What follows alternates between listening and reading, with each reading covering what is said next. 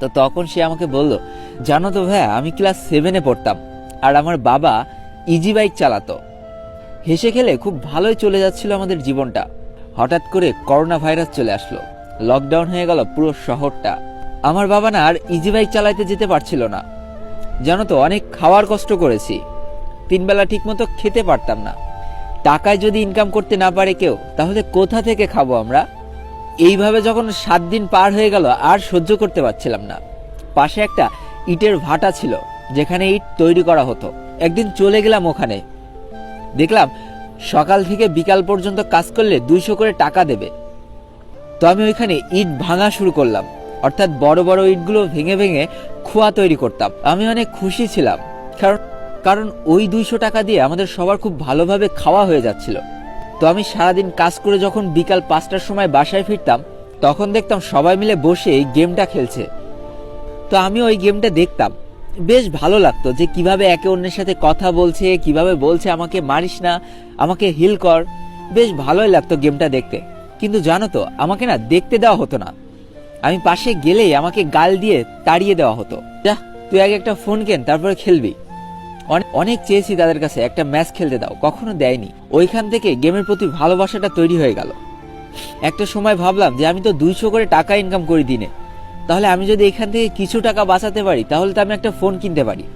তাই ভাই কি করতাম জানো, আমি 150 টাকা বাসায় দিতাম বাবা মার খাওয়ার জন্য, আর 50 টাকা আমি নিজের জন্য রেখে দিতাম। সকালবেলা যখন কাজে আসতাম, তখন 1 কাপ চা আর 1 কাপ বিস্কুট খেয়ে কাজ করতে আসতাম। আর বাবা মাকে বলতাম যে আমি এই 50 টাকা দিয়ে বিকেলবেলা পেট ভরে ভাত খাই আম্মু। এই শুনে বাবা মা অনেক খুশি হতো। কিন্তু ভাইয়া, আসল সত্যটা কি জানো, আমি কোনো দিন দুপুরে খেতাম না। সকালবেলা ওই চা বিস্কুট খেয়ে দুপুরবেলা আর খেতাম না। আমি ওই 50 টাকা করে প্রতিদিন জমাতাম। আর কি হতো, কিছু মানুষের ইট ঠিট বয়ে দিলে ওই 10-5 টাকা করে বেশি পাওয়া যেত। তো ওই যে 10-5 টাকা করে যে টাকাটা আমি পেতাম, ওই টাকা দিয়ে আমি দুপুরে ভাত আর আলু ভর্তা কিনে খেতাম। এটাই খেতাম, আবার অনেক দুপুরবেলা না খেয়ে কাটিয়ে দিয়েছি। আর বাসায় যে হাসতে হাসতে বলতাম, হ্যাঁ আম্মু অনেকটা খেয়েছি, পেট আমার একদম ভর্তি হয়ে গিয়েছে। এইভাবে চলতে চলতে 3টা মাস পার করে ফেললাম, 2টা ঈদ পার করে ফেললাম, ঈদের বোনাসও পেয়েছিলাম। আর যখন সেই মাটির ব্যাংকটা ভেঙে 3000 টাকা এক জায়গায় করেছিলাম, অনেক ভালো লেগেছিল যে এবার আমি একটা ফোন কিনতে পারবো। তো বেশ কিছুদিন ঘোরাঘুরি করার পর 3000 টাকাতে একটা সেকেন্ড হ্যান্ড ফোন কিনে ফেললাম, যে ফোনটা র্যাম ছিল 1.5 GB। জানো তো ভাইয়া, ওই ফোনটা কেনার পর না আমার দিনটা ফিরে গিয়েছিল। 150 টাকা বাসায় দিতাম, এদিকে বাবা আবার ইজি বাইক চালানো শুরু করে দিল।